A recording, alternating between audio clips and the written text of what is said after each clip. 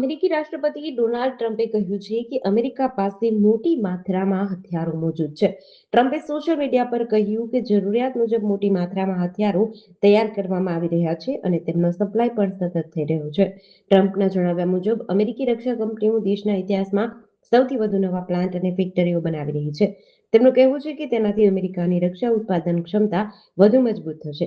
ટ્રમ્પે ગુપ્ત રક્ષા જાણકારી લીક કરનારાઓ પર કડક વલણ અપનાવ્યું. તેમણે કહ્યું કે આવા લોકોની ઓળખ કરવામાં આવી રહી છે અને તેમની વિરુદ્ધ લાંબી જેલની સજાની માંગ કરવામાં આવશે. જોકે ટ્રમ્પે પોતાની પોસ્ટમાં એ સ્પષ્ટ નથી કર્યું કે તેઓ કઈ ગુપ્ત જાણકારી કે કઈ ઘટના સાથે જોડાયેલા લીકની વાત કરી રહ્યા છે. તેમણે કહ્યું કે આવા દેશદ્રોહી નિવેદનોને લીક કરનારાઓ વિરુદ્ધ કાર્યવાહી થશે. માફિયા અતિક અહેમદના પુત્રનું માર્ગ અકસ્માતમાં મૃત્યુ થયું. અબાન અહેમદ ઝાંસી જેલમાં બંધ મોટાભાઈ અલી અહેમદને મળવા જતો હતો. કારમાં 5 લોકો સવાર હતા. હાઈવે પર અચાનક પ્રાણી આવી ગયું. તેને બચાવવાના પ્રયાસમાં કાર અનિયંત્રિત થઈને ડિવાઈડર સાથે અથડાઈ. પોલીસે કારમાં સવાર 5 લોકોને બહાર કાઢી હોસ્પિટલે પહોંચાડ્યા. ત્યાં ડોક્ટરોએ અબાન અને તેના મિત્ર સોનુને મૃત જાહેર કર્યા. ઘાયલોની ઓળખ ઉમર અહેમદ, મોહમ્મદ ઝૈબ અને અસલમ તરીકે થઈ છે. અકસ્માત ઝાંસી કાનપુર હાઈવે પર પૂંછ પોલીસ સ્ટેશન વિસ્તારમાં થયો છે. પોલીસના જણાવ્યા અનુસાર અબાન કારમાં મિત્રો સાથે પ્રયાગરાજથી ઝાંસી જવા નીકળ્યો હતો. અબાન અહેમદ આગળની સીટ પર બેઠો હતો. સોનુ ગાડી ચલાવતો હતો. અકસ્માતમાં બંનેના માથામાં ગંભીર ઈજાઓ થવાથી મૃત્યુ થયું હતું. અકસ્માત એટલો જોરદાર હતો કે કારનો આગળનો ભાગ ખરાબ રીતે ક્ષતિગ્રસ્ત થઈ ગયો હતો. બોટાદ શહેરના કાદર શેખની વાડી વિસ્તારમાં માનવતાની શર્મસાર કરતી ઘટના સામે આવી છે. એક અજાણ્યા વ્યક્તિ દ્વારા નવજાત શિશુને કચરાના ઢગલામાં ફેંકીને સળગાવવાનો પ્રયાસ કરવામાં આવ્યો હતો. સળગતા કચરાના ઢગલામાંથી નવજાત શિશુ મળી આવતા જ સમગ્ર વિસ્તારમાં અરેરાટી વ્યાપી ગઈ હતી. ઘટનાની વિગત મુજબ આજે કાદર શેખની વાડી વિસ્તારમાં પસાર થતા આસપાસના રહીશોને કચરાના ઢગલામાંથી અચાનક ધુમાડો અને કંઈક સળગવાની તીવ્ર ગંધ આવી, જેથી સ્થાનિકોએ શંકા જતા નજીક જઈને તપાસ કરી, જ્યાં સળગતા કચરા વચ્ચે નવજાત શિશુ હોવાનું નજરે પડ્યું. આ દ્રશ્ય જોઈ લોકો સ્તબ્ધ થઈ ગયા અને જોતજોતામાં લોકોના ટોળે એકત્ર થઈ ગયા. ઘટના અંગે જાણ કરતા પોલીસ પણ દોડી આવી હતી અને વધુ તપાસ હાથ ધરી હતી. બોમ્બે હાઈકોર્ટની ગોવા બેન્ચે ગુરુવારે તહેલકા મેગેઝિનના પૂર્વ એડિટર ઇન ચીફ તરુણ તેજપાલને 2013ના રેપ કેસમાં દોષિત ઠેરવ્યા છે. કોર્ટ આજે જ તેમની સજા પર નિર્ણય સંભળાવશે. આ પહેલા મે 2021માં ગોવાની ટ્રાયલ કોર્ટે પુરાવાના અભાવે તેજપાલને નિર્દોષ છોડી મૂક્યા હતા. હાઈકોર્ટના જસ્ટિસ ડોક્ટર નીલા ગોખલે અને જસ્ટિસ અમિત જામદારની બેન્ચે 3 દિવસ સુધી ચાલેલી અંતિમ સુનાવણી બાદ 30 જુલાઈએ ચુકાદો અનામત રાખ્યો હતો. આ મામલો નવેમ્બર 2013નો છે. તહેલકાની એક મહિલા પત્રકારનો આરોપ હતો કે ગોવામાં આયોજિત થિંક ફેસ્ટ દરમિયાન 7 અને 8 નવેમ્બરની રાત્રે હોટલની લિફ્ટમાં તરુણ તેજપાલે 2 વાર તેમનું યૌન શોષણ કર્યું હતું. ફરિયાદ પહેલા તહેલકા મેનેજમેન્ટને આપવામાં આવી હતી, જે બાદ મામલો જાહેર થતા ગોવા પોલીસે કેસ નોંધી તપાસ શરૂ કરી હતી.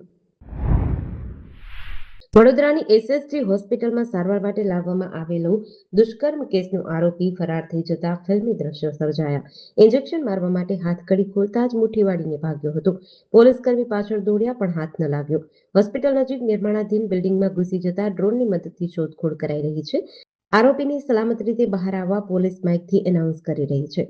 પોલીસ જાપ્તામાં રહેલા જીતેન્દ્રસિંહે જણાવ્યું કે દાહોદ જિલ્લાના દુષ્કર્મ કેસના આરોપી ગોવિંદ વિહાતિયાને સ્કિનની તકલીફ હોય. એસએસજી હોસ્પિટલના વોર્ડ નંબર 5માં ઇન્જેક્શન અપાવવા માટે આરોપીને લાવ્યો હતો. ઇન્જેક્શન આપવાનું હોય હાથકડી ખોલી હતી. એક ઇન્જેક્શન આપ્યા બાદ થોડા સમય પછી બીજું આપવાનું હતું. આ સમય દરમિયાન જ તે ધક્કો મારીને ભાગી ગયો હતો.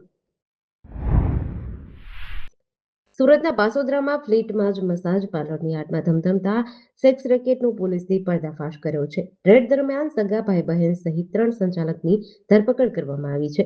જ્યારે સ્થળ પરથી 2 લલના અને 2 ગ્રાહક વિદ્યાર્થી મળ્યા હતા. પકડાયેલા ભાઈ બહેનનો અન્ય એક ભાઈ આમ આદમી પાર્ટીનો કાર્યકર હોવાનો ચૂકવનારો ખુલાસો થયો છે. લસકાણા પોલીસ સ્ટેશનના ઇન્સ્પેક્ટર એમ.બી. ઝાલાને ચોક્કસ બાતમી મળી હતી કે પાસોદરાના ઓમ ટાઉનશીપના એક ફ્લેટમાં મસાજ પાર્લરની આડમાં સેક્સ રેકેટનો કાળો કારોબાર ચાલી રહ્યો છે. બાતમીના આધારે પોલીસે રેડ પાડી હતી. દરોડા દરમિયાન ફ્લેટમાંથી ભાઈ બહેન અને અન્ય એક મહિલા સંચાલક રંગે હાથ ઝડપાયા હતા. 18 વર્ષીય વિદ્યાર્થી લલના કઢંગી હાલતમાં ઝડપાયા હતા. પકડાયેલા આરોપી કાળુ અને જાગૃતિનું સગુભાઈ વિશાલ ચાવડા આમ આદમી પાર્ટીમાં સક્રિય કાર્યકર તરીકે ફરજ બજાવે છે. ભાવનગર જિલ્લાના મહુવા તાલુકાના નાના ખુટવડા ગામે યુવતી સાથેના પ્રેમ સંબંધની દાજ રાખીને બે સગા ભાઈઓએ પૂર્વ આયોજિત કાવતરું રચી ખેડૂત યુવક પર પાઇપ અને કુહાડી જેવા હથિયાર વડે હુમલો કર્યો હોવાની ઘટના સામે આવી છે. આરોપી યુવક પર હુમલો કરી તેનો મોબાઈલ ફોન અને 500 રૂપિયાની લૂંટ ચલાવી ફરાર થઈ ગયા હતા. બંને ભાઈઓએ જાનથી મારી નાખવાના ઈરાદા સાથે હરેશ પર હુમલો કર્યો, જેમાં શક્તિએ પાઇપ વડે અને વનરાજે કુહાડી વડે માથા તથા હાથના ભાગે ઘા ઝીકી લોહીલુહાણ કરી દીધા હતા. હુમલા બાદ આરોપીઓ અપશબ્દો બોલી હરેશભાઈનો મોબાઈલ ફોન અને ખિસ્સામાંથી 500ની લૂંટ ચલાવી નાસી છૂટ્યા હતા. ગંભીર રીતે ઘવાયેલા હરેશભાઈને પ્રથમ મહુવા સરકારી હોસ્પિટલ અને ત્યારબાદ વધુ સારવાર અર્થે મહુવાની ખાનગી હોસ્પિટલમાં ખસેડવામાં આવ્યા હતા. પોલીસે બંને આરોપીઓ સામે ગુનો નોંધી તપાસ હાથ ધરી છે. ભાવનગર જિલ્લા જેલમાં ફરજ બજાવતા સિપાઈ પર કાચા કામના કેદીએ અચાનક હુમલો કરી મૂંઢમાર માર્યો હોવાની ઘટના સામે આવી છે. બેરેકમાં જવાની બાબતે ઉશ્કેરાયેલા કેદીએ આ હુમલો કર્યો હતો. ઇજાગ્રસ્ત જેલ સિપાઈને સારવાર અર્થે હોસ્પિટલ ખસેડવામાં આવ્યા છે અને તેમણે નીલમબાગ પોલીસ સ્ટેશનમાં કેદી વિરુદ્ધ ફરિયાદ નોંધાવી છે. ઘોઘાના સાણોદર ગામના વતની અને ભાવનગર જિલ્લા જેલમાં સિપાઈ તરીકે ફરજ બજાવતા દિગ્વિજયસિંહ ગોહિલ પર આ હુમલો થયો હતો. ગત 1 ઓગસ્ટે સિપાહીએ કાચા કામના કેદી ચિરાગ બિપિન મકવાણા અને તેના મિત્રને સર્કલમાંથી પોતાની ટપારી બેરેકમાં જવાનું કહ્યું હતું. આ બાબતે ઉશ્કેરાઈને ચિરાગે સિપાહીને તેમના ક્વાર્ટર અંગેની ધમકી આપી અને ખોટા કેસમાં ફસાવી દેવાના આક્ષેપ કર્યાની ધમકી આપી હતી. આ બનાવની દાજ રાખીને કેદી ચિરાગ મકવાણાએ ગઈકાલે સાંજે ફરજ પર રહેલા દિગ્વિજયસિંહ પર એકલતાનો લાભ ઉઠાવી અચાનક હુમલો કર્યો હતો. તાજેતરમાં એસએમસી દ્વારા મનપસંદ જીમખાના પર દરોડા પાડી 187 જુગારીઓને ઝડપી લીધા બાદ અમદાવાદ શહેર પોલીસ પણ જુગારની પ્રવૃત્તિઓ સામે હરકતમાં આવી છે.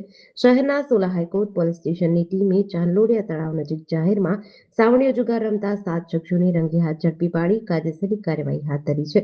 સોલા પીઆઈ કેએન ભોકડને ચોક્કસ બાતમી મળી હતી કે ચાંદલોડિયા રેલવે સ્ટેશન ગરનાળા પાસે સાયોના કૃપા બંગલોઝ નજીકના તળાવ પાસે કેટલાક લોકો જાહેરમાં જુગાર રમી રહ્યા છે. બાતમીના આધારે પોલીસે દરોડો પાડી પિયુષ પટેલ, ધવલ પટેલ, રાકેશ પટેલ, ગૌતમ પટેલ, જયેશ પટેલ, અલ્પેશ પટેલ અને મેહુલ પટેલ નામના 7 શખ્સોને ઝડપી પાડ્યા હતા. પોલીસે સ્થળ પરથી રોકડ રકમ, મોબાઈલ ફોન અને ગંજી પત્તા મળીને કુલ ₹73,900નો મુદ્દામાલ કબજે કર્યો હતો. સુરત સિવિલ હોસ્પિટલ નજીકના બ્રિજ પર ફરી એકવાર હિટ એન્ડ રનની ઘટના બની છે. 22 વર્ષીય મેડિકલ સ્ટુડન્ટ સ્નેહા ધોરી ઇલેક્ટ્રિક મોપેડ લઈને કોલેજ જતી હતી ત્યારે એક કાર ચાલકે તેને ટક્કર મારી હતી. અકસ્માતમાં સ્નેહા નીચે પટકાઈ અને કાર ચાલક ત્યાંથી વાહન લઈને ફરાર થઈ ગયો હતો. હોસ્પિટલમાં સારવાર દરમિયાન યુવતીનું મોત થયું છે. મૃતક ભણવામાં ખૂબ જ હોશિયાર હતી. તે સાયકોલોજીમાં માસ્ટર ડિગ્રી મેળવી રહી હતી અને ભવિષ્યમાં સાયકાટ્રિસ્ટ બની સમાજ સેવા કરવાનું સપનું સેવી રહી હતી. તેના પિતા એમ્બ્રોઇડરીના કારખાનેદાર છે. પોસ્ટમોર્ટમ રિપોર્ટમાં ચોંકાવનારી વિગતો બહાર આવી છે. ટક્કર માર્યા બાદ કાર ચાલકે ગાડી ઊભી રાખવાને બદલે સ્નેહા પરથી ચલાવી દીધી હોય તેમ જણાય છે, કારણ કે તેની પીઠના ભાગે કારના ટાયરના સ્પષ્ટ નિશાન જોવા મળી રહ્યા છે. યુવતીના શરીરના આંતરિક ભાગોને ભારે નુકસાન થયું હતું.